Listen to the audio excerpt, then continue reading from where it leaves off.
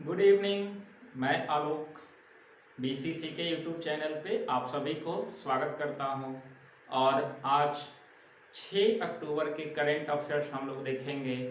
जो आपके आने वाला जो भी परीक्षाएं हैं उसमें आपके लिए काफ़ी महत्वपूर्ण हो वैसे प्रश्न हम लोग देखेंगे। इसके अलावा आपको इस चैनल पे current daily current affair series और स्टैटिक जीके सीरीज मिलेगा। आप सभी उसको देखें और अपना तैयारी बेहतर करें, क्योंकि जो भी परीक्षा होता है उसमें सबसे महत्वपूर्ण भूमिका अभी जो निभा रहा है वो आपका करंट अफेयर्स निभाता है। तो इसलिए आप डेली करंट अफेयर सीरीज को फॉलो करें। इसके अलावा आप स्टैटिक जीके सीरीज भी देखें, क्योंकि आपको इस चैनल पे स्टैटिक जीके सीरीज से क्लास मिलेगा। आपको जो है वो कॉन्सेप्ट क्लियर होगा स्टैटिक जीके में। इसलिए आप सभी इस चैनल को फॉलो करें और अपने तैयारी को बेहतर करें, तभी जाकर जो है आपका परीक्षा भी बेहतर जाएगा और परिणाम भी उसका बेहतर होगा। इसलिए आप सभी इस क्लास को फॉलो करें और साथ साथ जो है वो इस क्लास को शेयर भी करें। और इसी के साथ आज के जो भी महत्वपूर्ण प्रश्न है वो हम लोग देखेंगे। बहुत सारे ऐसे प्रश्न हैं जो आपको हर समय काम आएगा, क्योंकि इस करंट अफेयर्स क्लास में आपको सिर्फ करंट का ही क्वेश्चन नहीं, आपको बेसिक जानकारियां दिया जाता है। आप बेसिक चीजें सीखेंगे, इसलिए आप सभी इसको सीखें और जानें, बेसिक जानकारियां लें। और आइए आज इसी के साथ आप लोगों को जो है जो भी महत्वपूर्ण प्रश्न है उसको हम शुरू करते हैं। तो क्या है आज का महत्वपूर्ण प्रश्न, तो देखा जाए तो इसमें है आपका 1 नंबर जो नोबेल पुरस्कार से है। कल भी हम नोबेल पुरस्कार से आपको कुछ बिंदु बताए थे जो आपके परीक्षा के दृष्टि से महत्वपूर्ण है। इसमें जो है वो हम देखे थे कल वाला वीडियो में कि आपका नोबेल पुरस्कार में आपका चिकित्सा शास्त्र के लिए 2 लोगों को नोबेल पुरस्कार देने की घोषणा की जा चुकी है। इसके अलावा हम उस वीडियो में ये भी देखें कि कब इसकी शुरुआत हुई, कहां से हुई, ये सारा कॉन्सेप्ट हम उस वीडियो में डाले हैं। इसलिए पहले आप सभी पीछे वाला भी वीडियो रिवाइज करते रहें, ताकि आपका जो भी नोबेल से संबंधित बेसिक जानकारियां हैं वो आपको मिल सके। इसलिए आप पीछे वाला भी वीडियो देखें। आप अगस्त वाला भी वीडियो जो है वो देखते रहें, क्योंकि उसमें करंट के साथ आपको बेसिक जानकारियां मिलेगा।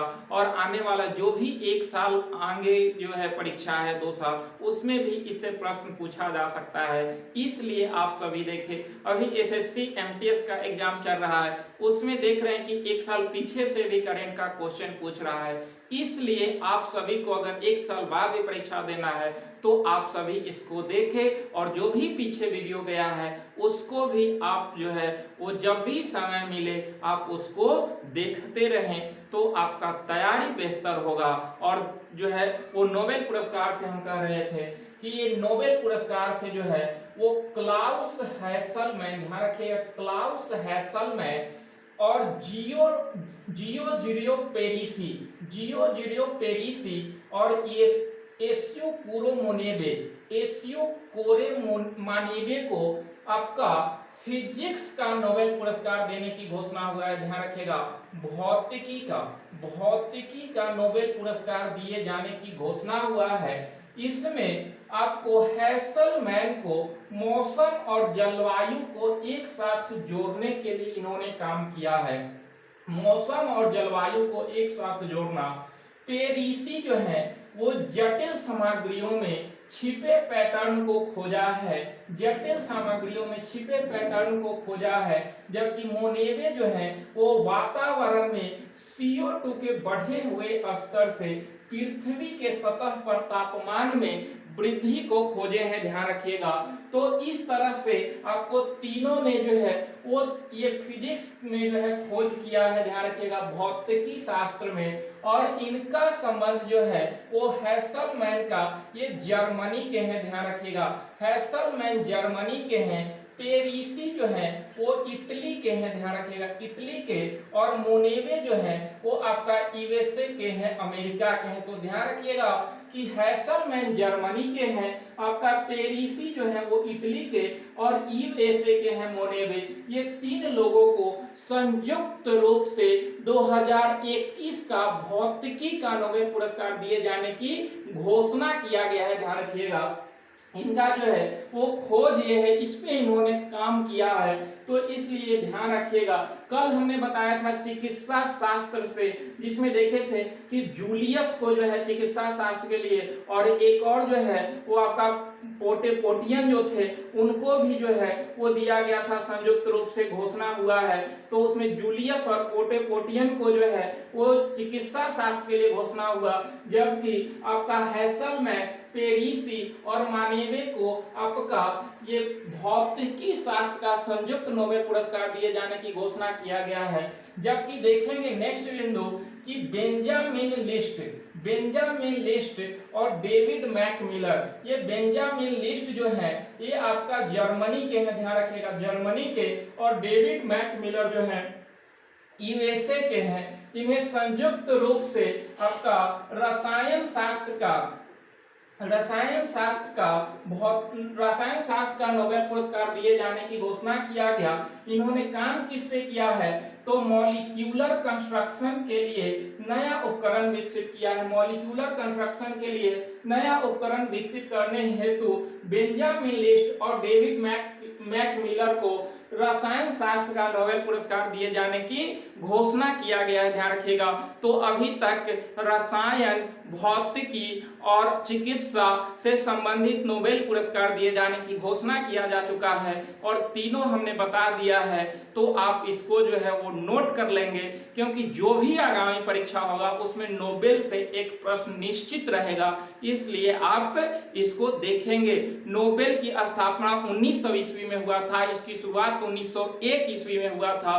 कल भी हमने बताया था कि नोबेल पुरस्कार 6 क्षेत्रों में दिया जाता है, जिसमें था आपका भौतिकी, रसायन, चिकित्सा, साहित्य, शांति और आपका अर्थशास्त्र था। तो 6 क्षेत्र में दिया जाता था। हमने बताया था कि शांति का नोबेल पुरस्कार आपका नॉर्वे की राजधानी ओस्लो में दिया जाता है। बाकी जो भी 5 बचता है उसको स्वीडन की राजधानी स्टॉकहोम में दिया जाता है, ध्यान रखिएगा।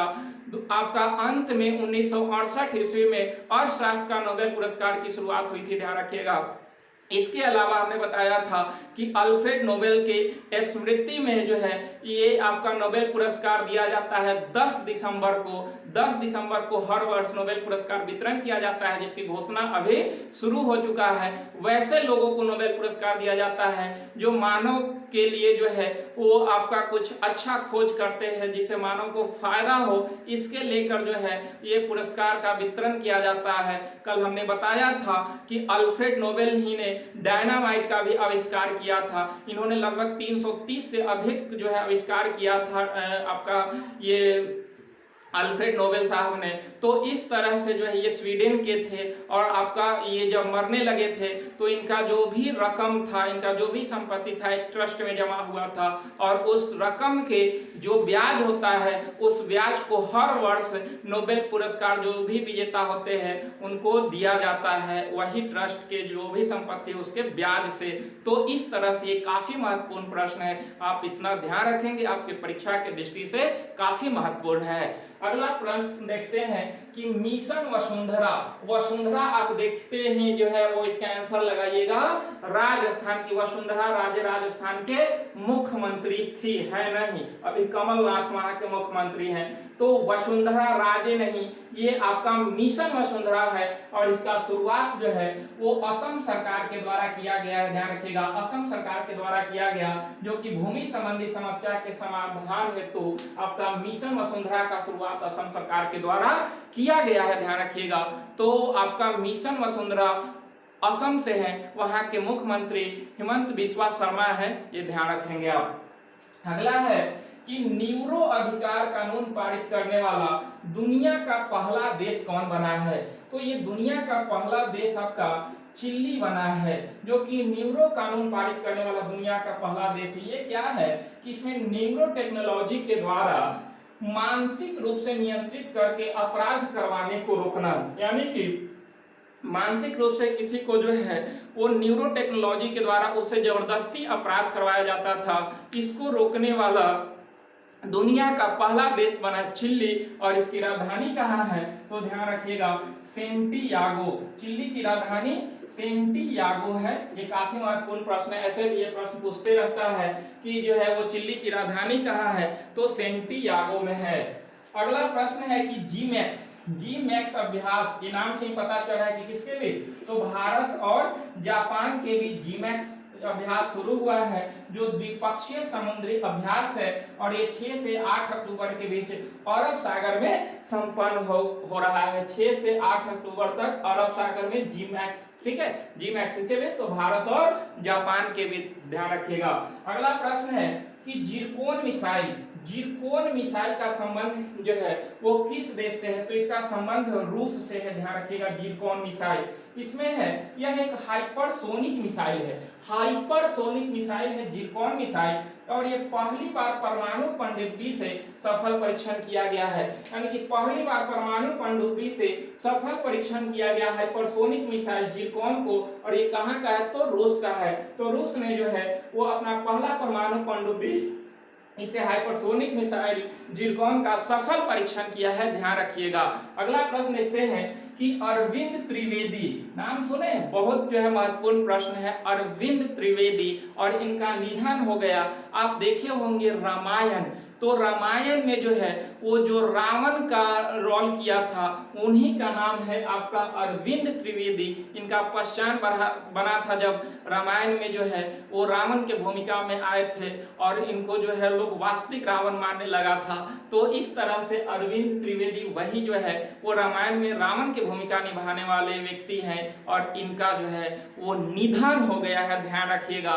तो ये रामायण के रावण हैं, रामायण के रावण, ठीक है, यानी कि रामायण में रावण का रोल किया था, यही है अरविंद त्रिवेदी, जिनका निधन हो गया है, आप ध्यान रखेंगे, ठीक है।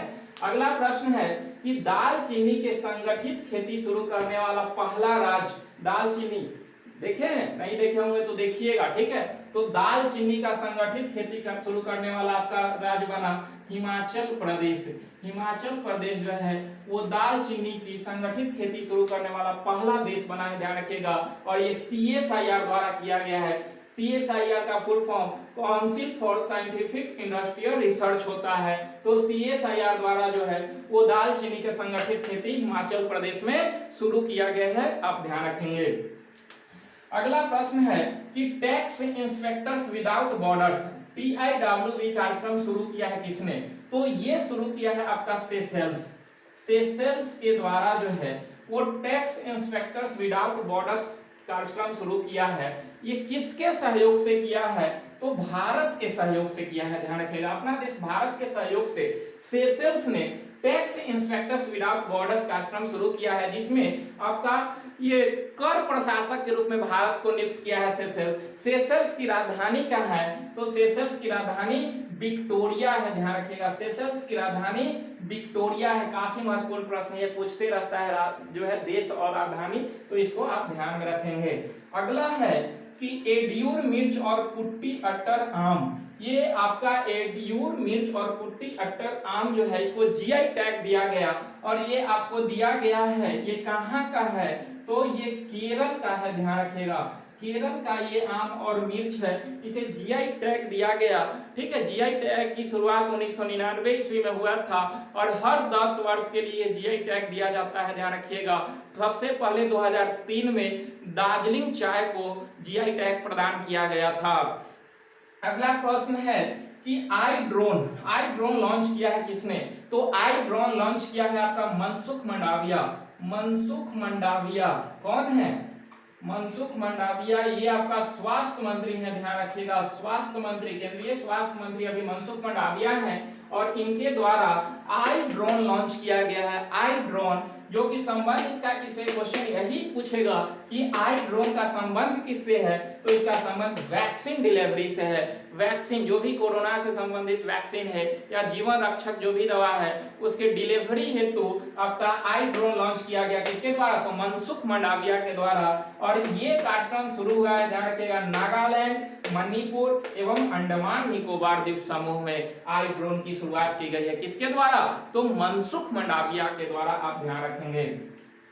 अगला प्रश्न है कि सुदर्शन भारत परिक्रमा का संबंध, सुदर्शन भारत परिक्रमा जो है ये संबंध है आपका एनएसजी नेशनल सिक्योरिटी गार्ड से, जो कि अखिल भारतीय कार रैली है। सुदर्शन भारत परिक्रमा अखिल भारतीय कार रैली है और इसको हरी झंडी दिखाया किसने, तो अमित शाह के द्वारा दिखाया गया है। अमित शाह जो आपका गृह मंत्री अभी देश के हैं, अमित शाह यही हरी झंडी दिखाकर सुदर्शन भारत परिक्रमा का शुरुआत किया, जो कि अखिल भारतीय कार रैली है और नेशनल सिक्योरिटी गार्ड के लिए है। और इसे आजादी के अमृत महोत्सव के भाग के रूप में शुरू किया गया। अभी देश के 75वीं आजादी के उपलक्ष्य में अमृत महोत्सव चल रहा है और इसी अमृत महोत्सव के तहत आपका सुदर्शन भारत परिक्रमा शुरू किया गया, जिसका संबंध एनएसजी से है। और इसको हरी झंडी किसने दिखाया, तो अमित शाह जो कि अभी देश के गृह मंत्री हैं। इसके अलावा अभी जो है ये सहकारिता मंत्रालय का भी जो है वो आपका पद इन्हीं को दिया गया है, सहकारिता मंत्री यही है। सहकारिता मंत्रालय जो है वो अभी सबसे नया मंत्रालय है, सबसे बाद का मंत्रालय जो है वो सहकारिता मंत्रालय ही है, आप ध्यान रखेंगे। अगला प्रश्न है कि बेपी कोलंबो जो है वो यूरोप और जापान का जो है साझा मिशन है। बेपी कोलंबो यूरोप और जापान का, ये यूरोप और जापान के अंतरिक्ष मिशन का एक जो है वो साझा मिशन है, जिसका संबंध है ये बेपी कोलंबो को भेजा है आपका बुध के अध्ययन करने हैं। तो बुध के अध्ययन, बुध जो आपका ग्रह है इसी के अध्ययन हेतु जो है वो यूरोप और जापान का एक बेपी कोलंबो मिशन है जिसे भेजा गया है, जिसमें बुध का अध्ययन करना है। बुध आपको पता है कि सौर मंडल का सबसे छोटा ग्रह है, सूर्य का सबसे कम समय में परिक्रमा करने वाला ग्रह जो है वो बुध ही है। अपने अक्ष पर सबसे कम समय में घूर्णन करने वाला ग्रह बुध ही है। बुध का एक भी उपग्रह नहीं है, शुक्र के भी एक भी उपग्रह नहीं है। सबसे अधिक उपग्रहों वाला ग्रह शनि है, सबसे बड़ा उपग्रह गैनीमेड है जो बृहस्पति का है, सबसे बड़ा ग्रह बृहस्पति है। सबसे छोटा उपग्रह डिमोस है जो मंगल का उपग्रह है। लेटा हुआ ग्रह किसे कहा जाता है, तो अरुण को कहा जाता है। हरा ग्रह किसे कहा जाता है, अरुण को कहा जाता है। तो ये सब बिंदु आप ध्यान रखेंगे, आपके परीक्षा के दृष्टि से काफी महत्वपूर्ण है। आप अपना तैयारी बेहतर करें, इस चैनल के माध्यम से आपका परीक्षा बेहतर जाएगा। तो इसलिए तैयारी बेहतर तो परीक्षा बेहतर, तो इसलिए आप जो है वो बेहतर चैनल को फॉलो करें। और आपका बेहतर चैनल कौन है, तो बिस्टा कॉम्पिटिटिव क्लासेज एक बेहतर चैनल है जो इस मंच पे आपको करंट स्टैटिस्टिक्स के इसके अलावा बेसिक जानकारियां देती है जो आपके तैयारी को बेहतर बनाए। इसलिए बेहतर तैयारी बेहतर परिणाम। और इसी के साथ आज यहीं तक, आप सभी क्लास को शेयर करें और मिलेंगे हम नेक्स्ट वीडियो में। आप सभी को बहुत बहुत धन्यवाद।